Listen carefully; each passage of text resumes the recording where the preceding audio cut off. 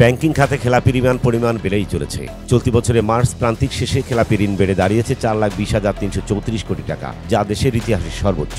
মাত্র 3 মাসে খেলাপি ঋণ বেড়েছে 74,570 কোটি টাকা। বাংলাদেশ ব্যাংকের খেলাপি ঋণের হালনাগাদ প্রতিবেদনে উঠে এসেছে এমন তথ্য। খাত সংশ্লিষ্টরা বলছেন, বাংলাদেশ ব্যাংকের নজরদারি ও নিয়মনীতি কঠোরভাবে প্রয়োগের ফলে দেশের ব্যাংক খাতে খেলাপি ঋণের প্রকৃত চিত্র একে একে সামনে আসছে।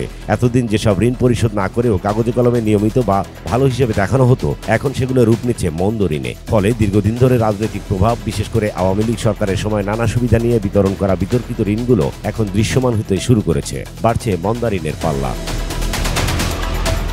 বিশেষজ্ঞরা বলছেন, বাস্তব পরিস্থিতি স্পষ্ট হওয়ায় এখন ব্যাংকিং খাতের ঝুঁকি আরও ভালোভাবে বোঝা যাচ্ছে। তবে একই সঙ্গে এটি একটি অস্বস্তিকর সত্যও সামনে এসেছে, যেখানে রাজনৈতিক হস্তক্ষেপ নেওয়া হাজার হাজার কোটি টাকার ঋণ আজ অনাদায়ী অবস্থায় পড়ে আছে। কেন্দ্রীয় ব্যাংকের তথ্য অনুযায়ী মার্চ শেষে মোট বিতরণ করা ঋণের পরিমাণ স্থিতি দাঁড়িয়েছে 17,41,992 কোটি টাকা। এর মধ্যে খেলাপি ঋণের পরিমাণ দাঁড়িয়েছে 4,20,335 কোটি টাকা, যা বিতরণ করা মোট ঋণের 24.13%।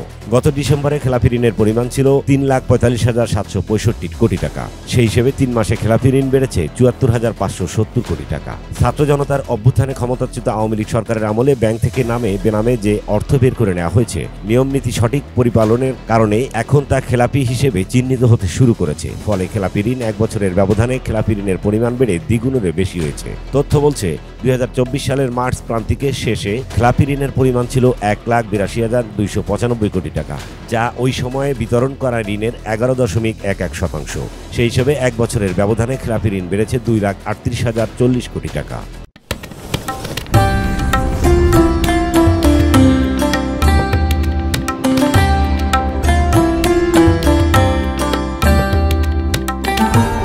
এমই টিভি, স্বাধীন বাংলার স্বাধীন কণ্ঠ।